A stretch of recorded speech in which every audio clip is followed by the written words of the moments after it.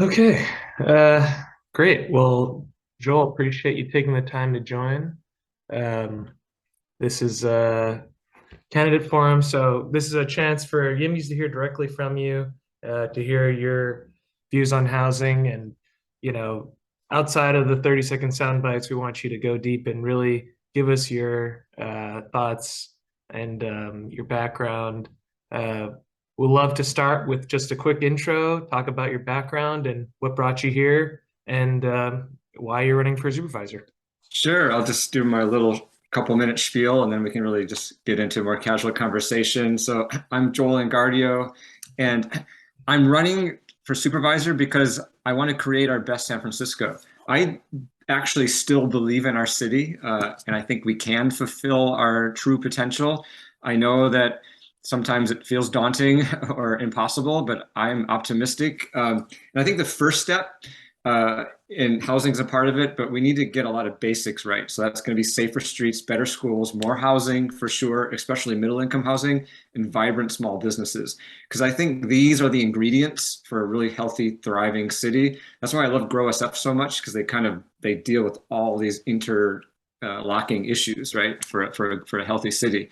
A little bit about me. I'm a forward-thinking and practical Democrat. So in San Francisco's million shades of blue, I would be a Scott Wiener Democrat or a Pete Buttigieg Democrat. So that means I champion innovation. I'm focused on data-driven results, and I want to, find common sense solutions. So one example is conservatorship. So I support Scott Wiener's efforts to give severely mentally ill people the treatment they need, and I also support Scott Wiener's efforts to build housing in every part of San Francisco, including the West Side and District 4.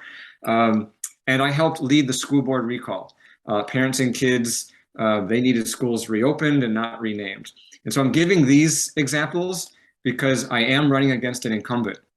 And Gordon Marr voted to water down the conservatorship law so it doesn't actually help anybody. He voted to reject much needed parking on an empty, or housing, I'm sorry, on an empty parking lot downtown.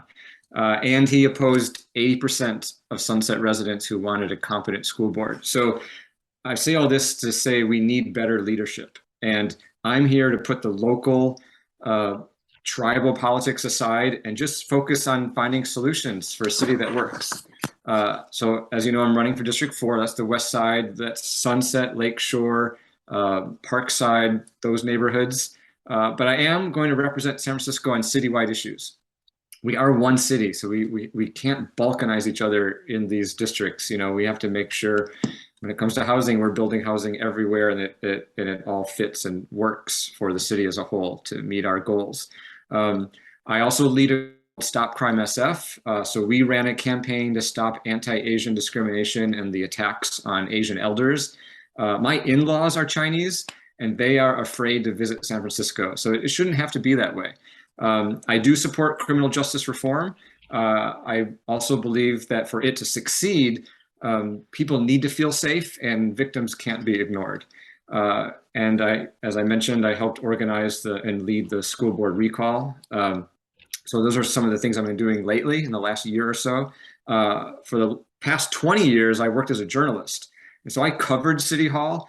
I understand how the budget has doubled and nothing is twice as good. I understand the bureaucracy. I've done a lot of work to give people a voice, give residents a voice, hold officials accountable. So I plan to continue to do that as a supervisor from the inside. So I know there's a lot to fix and it can feel daunting. But I'm running because I think San Francisco is worth fixing. And we can't forget about all the joy that we still have in this city. I mean, it really is like, we're on our Slack and Twitter, and it's like, oh my God, the world is falling and the sky is falling, everything's terrible. But there's a lot of beautiful, joyful things, the people, the diversity, the food, like just the natural beauty. Let's just not forget that. Let's just center that with us as we talk about what we want to do for the city, because there's just so much here that we already have and that we can just improve upon.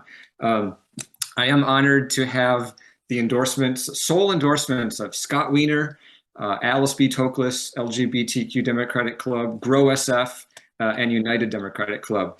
So let's elect some better supervisors so we can create our best San Francisco. And I would love to have your support. And then obviously happy to go deep now on the housing questions. Great. Well, thank you so much for that intro. I really do appreciate all that you've given to the Yimbies, and the background that you're telling us. The Pete Buttigieg Democrat is a great way to put it. I went to South Bend, or I went to Notre Dame in South Bend, and my buddy was on his initial mayor campaign, so I do appreciate Thanks. something like Yeah. that. Okay, first housing question. So I would love you to sell pro housing. Why do you think Absolutely. you would be the most pro housing candidate? So let me go back. Let me go back to the very beginning. Like I will claim, I will say, and I think I can. People will back this up. I have the historical reference. Like I'm like original Yimby, because I was here when Sonia arrived. Like I remember Sonia, not even here yet, sending me an email because I was writing a column in the Examiner, and I'd written something about that caught her eye. And she said, I want to meet with you to talk about how, we can fix things. And so I met with her for coffee. This is like 2013. This is like almost 10 years ago. And I was on the board of a group at the time called Plan C. Doesn't exist anymore, but Plan C, think about like moderates, progressives, and the third way. Like there's got to be a better way. So that was the concept. And they were basically what Grow SF is now, or they were aspiring to be, is the concept. They said, we need to welcome newcomers. Tech is not evil. We need to grow. We need to build housing, and we need safe streets and good schools. The whole package. So that was Plan C. And so I met Sonia and was so impressed, right, by Sonia. And I went to my board at Plan C and said, we have got to fund her so she can do what she wants to do. So we were the seed money. We were the first. We gave $10,000. I convinced the board. Like they're like, who is this woman? Who is Sonia? What's going? Like, but I said no. I brought her in. She did a whole presentation, and it's Sonia, right? She won everybody over, and we gave her 10 grand so she could quit her job, right, the math teaching job in the East Bay, and then come and like start. Well, at the time, SF Barf, right? Everyone remembers that. So I was there at the beginning, and so. I will say, like, as the most pro housing candidate, like I've been there from the start and want to see it through. And through the incarnations, back in the old days, I was considered a pioneer because in 2016, I was talking about we need housing on transit corridors. And I was campaigning on that, and like every candidate was opposed to it. And I was like a pioneer. And then that became kind of quaint, right? Because now we know it's not just the transit corridors. We need to put it into the single family neighborhoods as well. And in 2020, I didn't quite get the memo, and I was still like, we haven't built the transit corridors. Where is it? Let's just build that, But now I understand that we still need to build that. Like it hasn't happened. West Portal is still single story, right? But we're going to need to do that and into the single family neighborhoods as well, because that's important, right? It's the only way we're going to meet our goals, and transit corridor alone is not enough. So I do understand that now, but still would like to see it built. So for today, for this election and going forward, I want to see the West Side play its role, and later on we can talk more about how and why, and I think how we can actually get buy-in. That's key too, right? If we can get people and residents to have buy-in, that's going to make everything much easier. And I think like there are approaches that will work that I would love to be a part of. Yeah, I mean, so you said we need more than just transit on corridors. We need more than housing on just transit corridors. So what else other than transit corridors do we need? Oh yeah, so I mean, it needs to be within the single family home neighborhoods. We should have fourplexes and small apartment buildings, and absolutely, 5 or 6 stories on the transit corridors, which doesn't exist yet. So I think there's a lot of opportunity, to put housing throughout the city where it doesn't exist right now. Great. Well, I guess that actually would be a good transition. I'm going to skip ahead to question 3. So, the housing element is requiring San Francisco to put 82,000 more homes in the city. Where would you put those homes? That's a great question. So people might remember or might not, like going back to like 2014, 2015, I was writing columns in the Examiner about a concept called domicity, which is short for domiciles in the city. And it's a retired architect came up with the concept just to try to give back. He had no financial gain or interest in this. He just wanted, he was in his late 70s and he just wanted to give back. And he was realizing at his age, like his adult children, adult grandchildren were not gonna be able to be in the city. He was also getting older and thinking, you know, where would I go if I wanted to downsize? I have no options in my neighborhood. So he created this concept, family housing, 5 stories above retail or community space, 15 units of housing. And it fits on 3 standard single family home lots that you would see, especially on the west side. So basically you're taking 3 single family homes and you have 15 family units and they're all 2 bedrooms and it has a courtyard and it's built or designed for families in mind, right? For the amenities people want to, which is what we need. And so, so I started writing about that, like, isn't this a great idea? Shouldn't we try this? Shouldn't we do this? And the architect Eugene Liu had been doing a lot of he put a lot of effort into this. I don't know if Corey Smith is on this Zoom, but I'm sure he remembers the meetings with Eugene and he was always coming up with all of these different calculations. And Eugene calculated that if we just took 1.5% of the single family homes in San Francisco, we would generate 10,000 units of housing using the domicity model. That's doable. I mean, think about it. You're still going to have 98.5% single family home and you got 10,000 units, right? And it's like, it's not about, we're going to bulldoze single family homes. Like that is, you can't, I mean, that's just untenable. You can't say that, you can't do that. It's just not going to happen.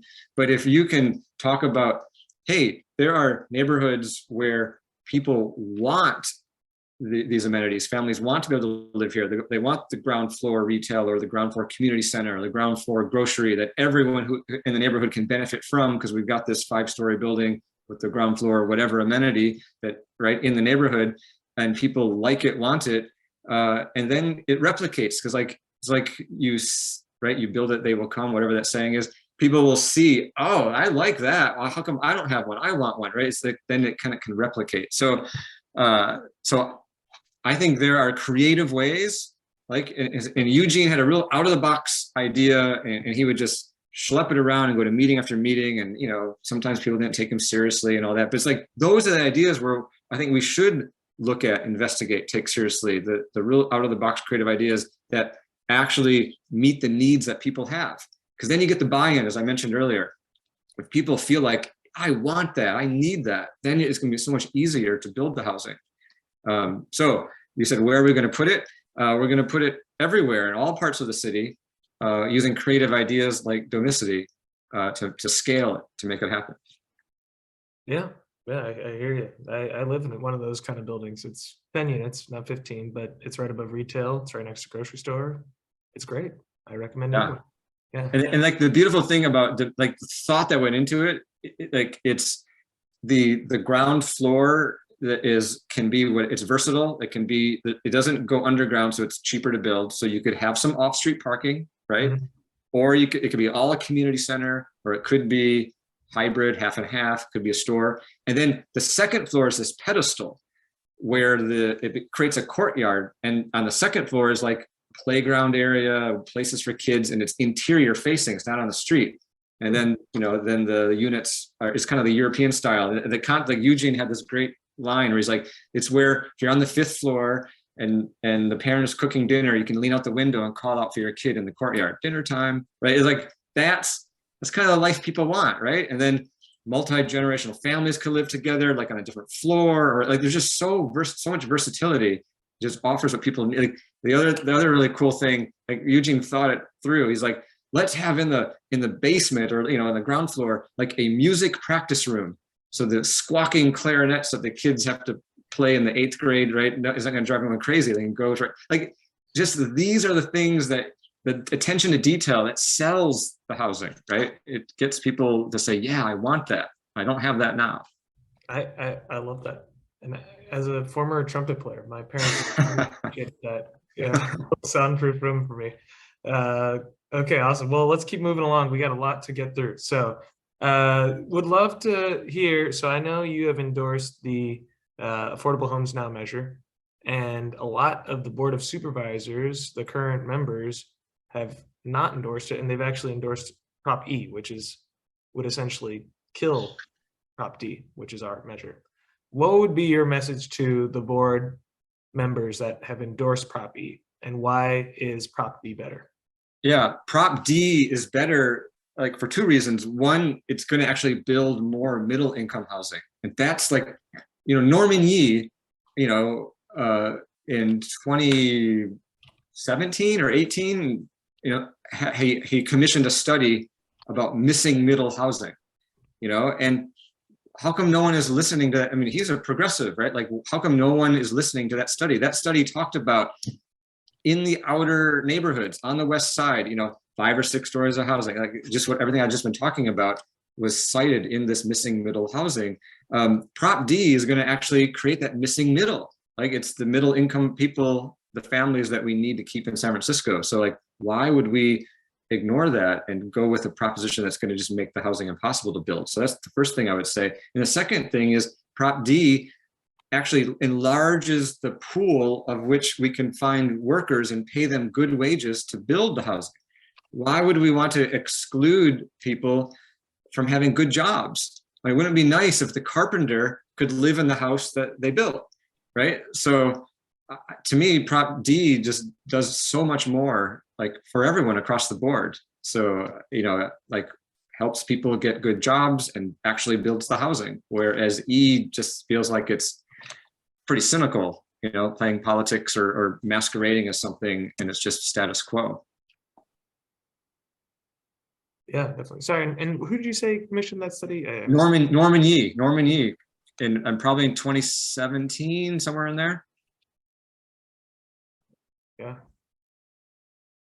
Oh, excellent. So great argument.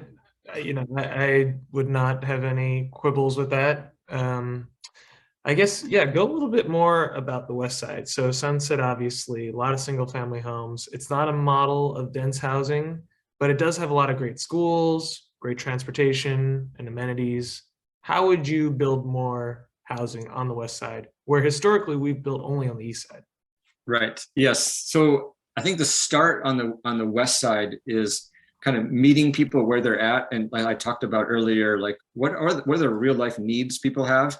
I want to see my grandkids, or I want to be able to stay in my neighborhood if I have to, downsize or age in place. So I think if we sell it, market it, focus on, like, this is what, we're coming here to solve your actual real life problem, then people are going to be open to the small apartment building in the neighborhood, right?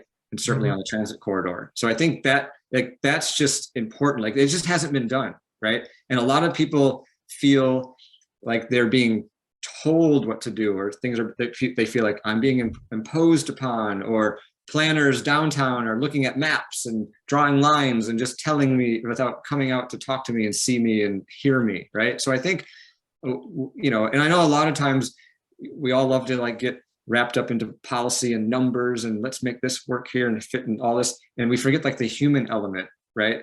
And sometimes you just need to go and, like, figuratively hold someone's hand and say, it's not that bad, it's not scary, right? Like, we're here to help, like, we're going to solve a problem for you. Like, I know this sounds, like kind of mushy stuff, but I think it's important. It just hasn't been done. And I think certainly if I was supervisor, it would be something that I would focus on to try to get the buy-in that we need. And then once we have the buy-in, then I think we can start building out what's necessary on the West Side. I'm always going to say that the West Side will be a majority single-family homes. Like, we're just not going to bulldoze the whole thing and redevelop from scratch. But it's going to change. It's going to look different and for the better, right? And it'll be an evolution over time. But we're going to, and I think, there'll be a tipping point when people see that it's working for them, and then it'll just be easier to scale and build more. Can you talk a little, what would it look like to have outreach? Like, is that like town halls or like, Zoom, things like this? Like, how would you reach all these people? Yeah, I think it's, you got to find like many different, like you got to be creative, right? You just can't call the town hall, the 7 p.m. town hall, and like in the same 6 people who show up to things. Like, I think we need to, meet people where they're going. Like, I don't know, like a booth at the farmer's market, or Carmen Chu, who used to be our assessor, is now city administrator. Did this amazing thing called the Family Wealth Forum. I don't know if you're familiar with that. And it was, Family Wealth Forum, who everyone wants to know, how can I make my family more wealthy, right? And it was a way she drew in hundreds and hundreds of people on a weekend to kind of tell them about estate planning and how do you deal with your assessment. And so, but it was also more of, it was in a way, it brought people together and provided her an opportunity to talk about other things as well, right? So I just want to be creative in how we get people together and talk about issues, because these, I don't know, I'm just thinking off the top of my head right now, because but I think there are ways we can, I don't want to say the word entice, but get people interested to learn how housing can help them, especially if they're actually suffering from a need, right? So it could be like a workshop or something like, are you empty nester? Or are you missing your grandkids? Or just something like, yeah, that's me. Like, how do I, and then we talk about ways that, we could fix things to make it better for the next generation.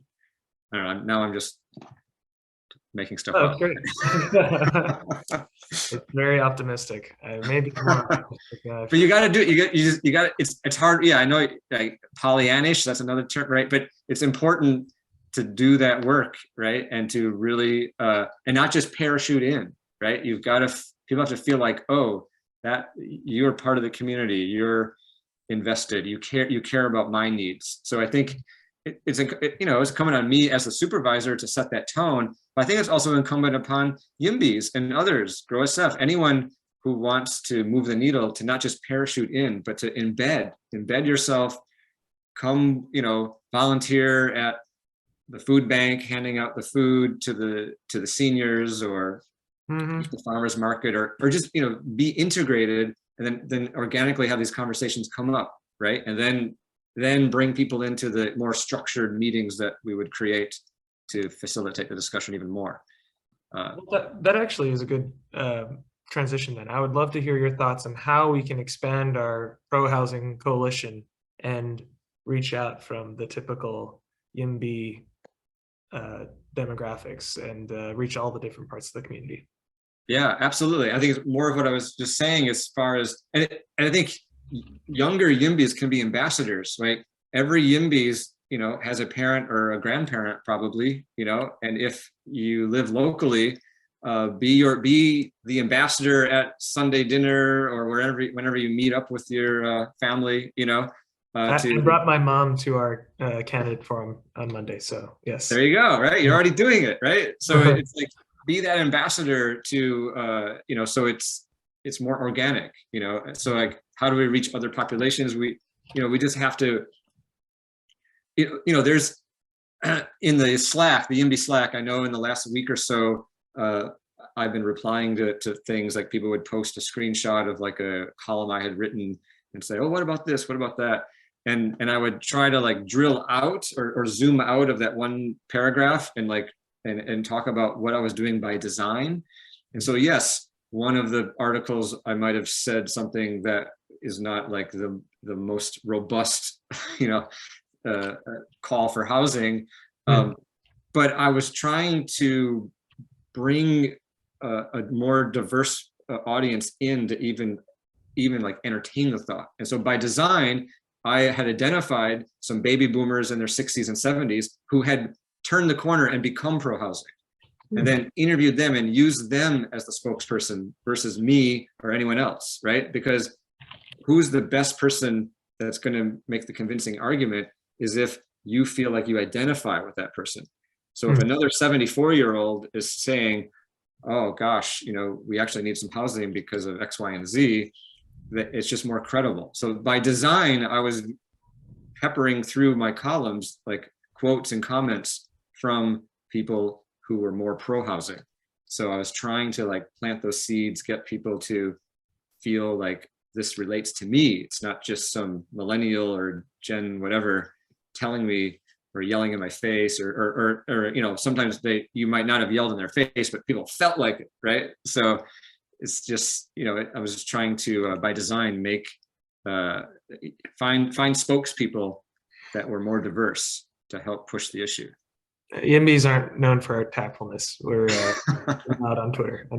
Although I do remember, like, I have to say, when Sonia was first on the scene, she would go to these meetings, especially when the Balboa Reservoir was in infancy, like the very first meetings. She had these like flyers she made, and it was literally, it had like a drawing of like a giant tower, and she's like, let's build 50-story towers, and she drew the, I mean, everyone went, how do you say the word, apoplectic? Yeah, they were just like, what?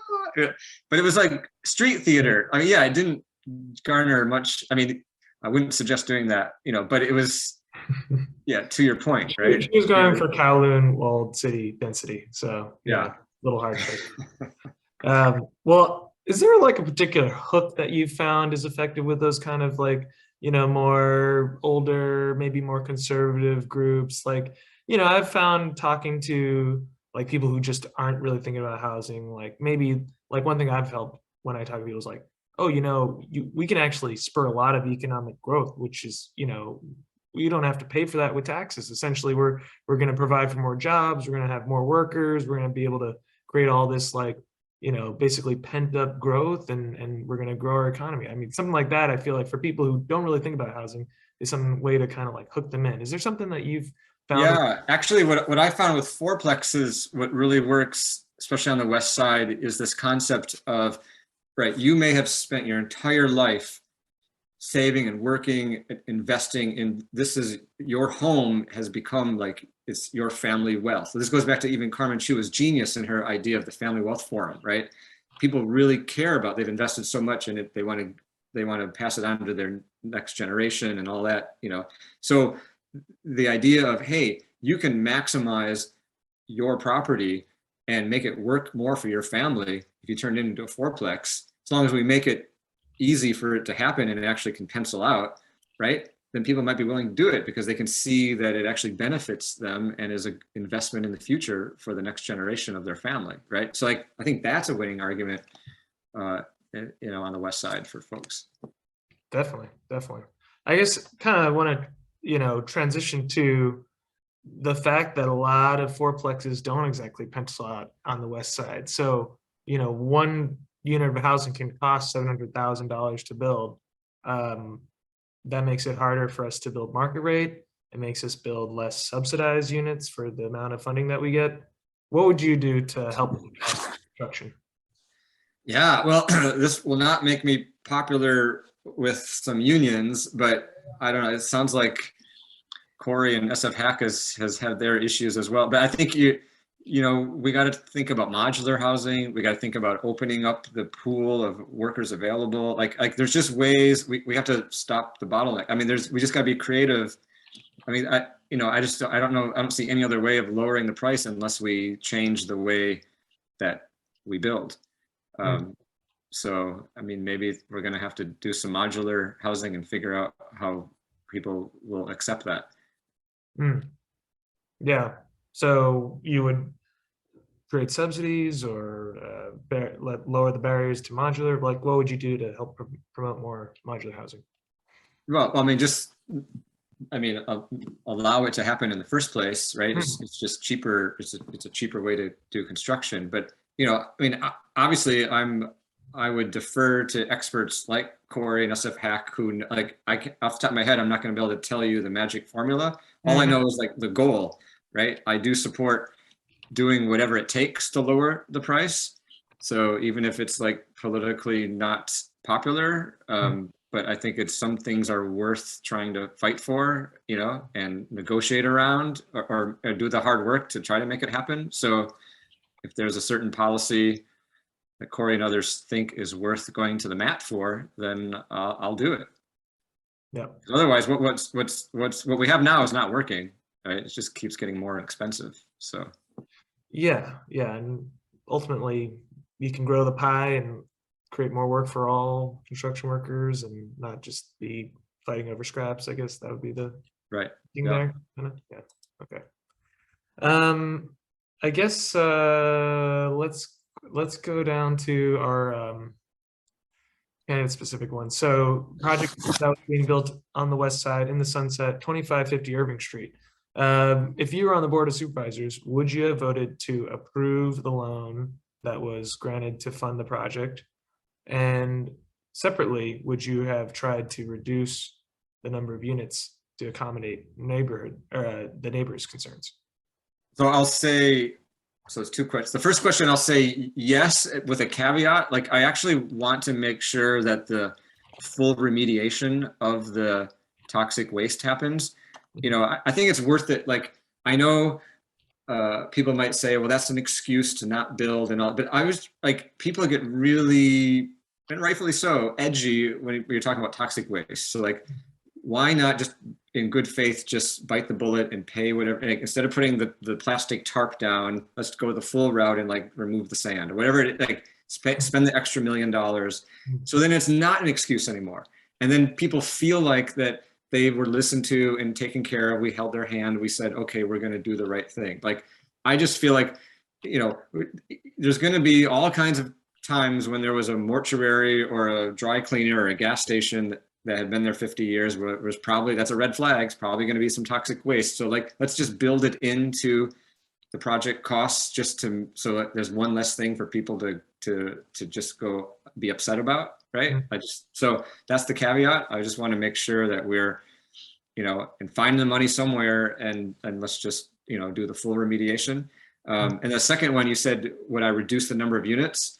I definitely wouldn't reduce the size, because there's another apartment building across the street that, you know, is the same size, same height. You know, I would like to see, like, I wouldn't want it to be just all studio apartments. Like, I'd like it to be like some family housing. So I don't, off the top of my head, I don't know what all the configurations or numbers were, but I would just want to make sure there was housing for families, like 2 bedrooms in the mix.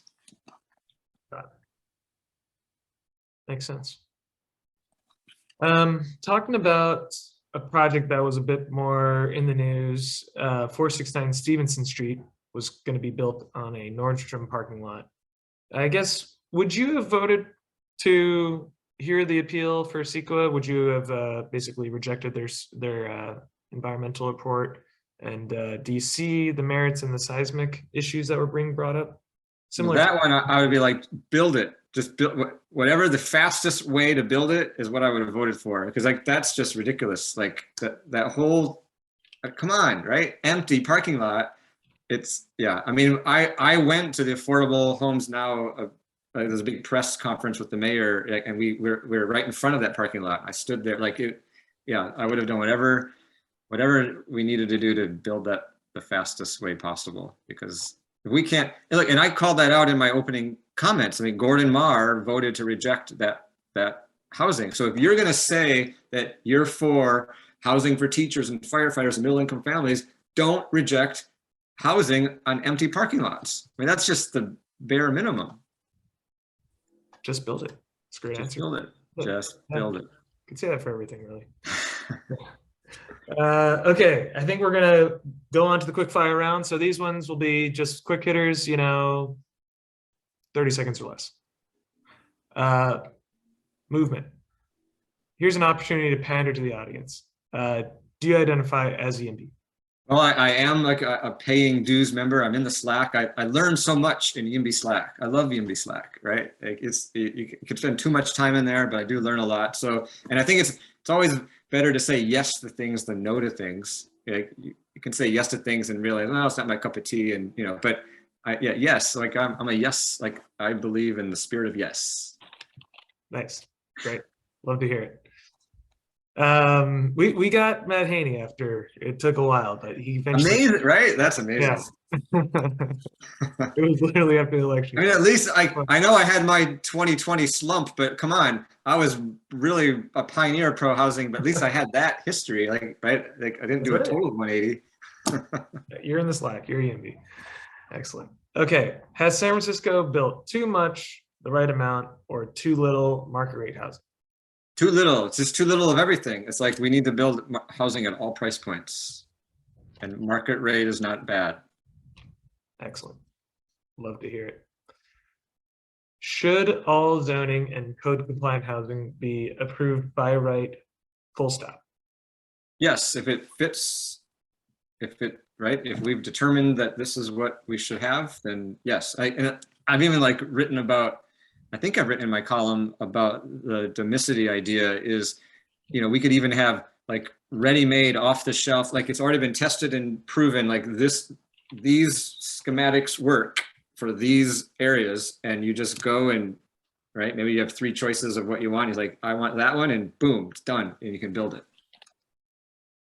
Love to hear it. Love to hear it. Finally, I guess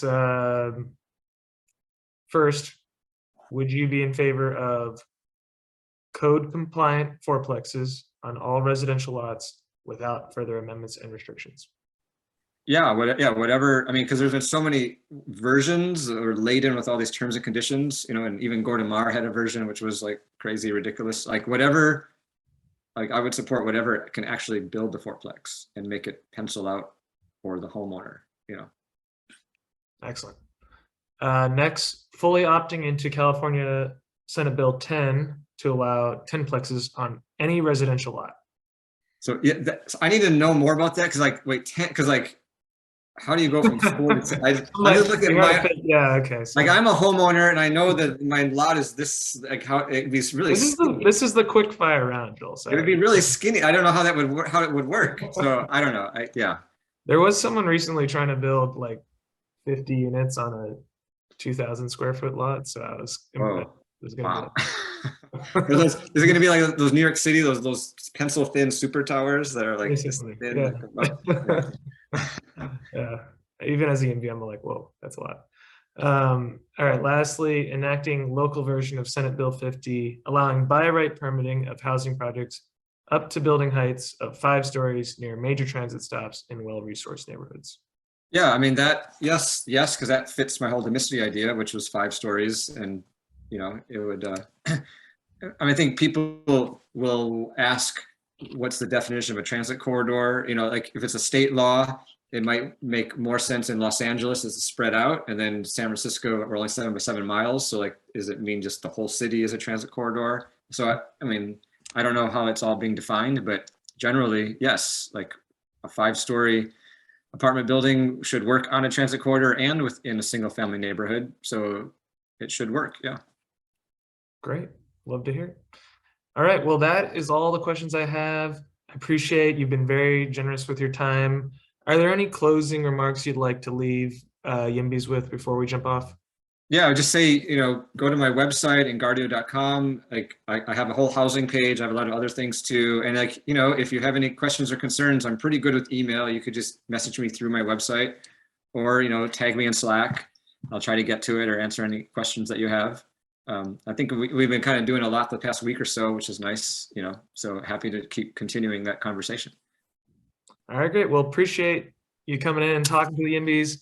It was a pleasure talking with you, and we're looking forward to the endorsement process this weekend. So we'll talk to you soon. All right. Thanks. Thanks, everyone. Bye. Joel. All right. Thanks, everybody.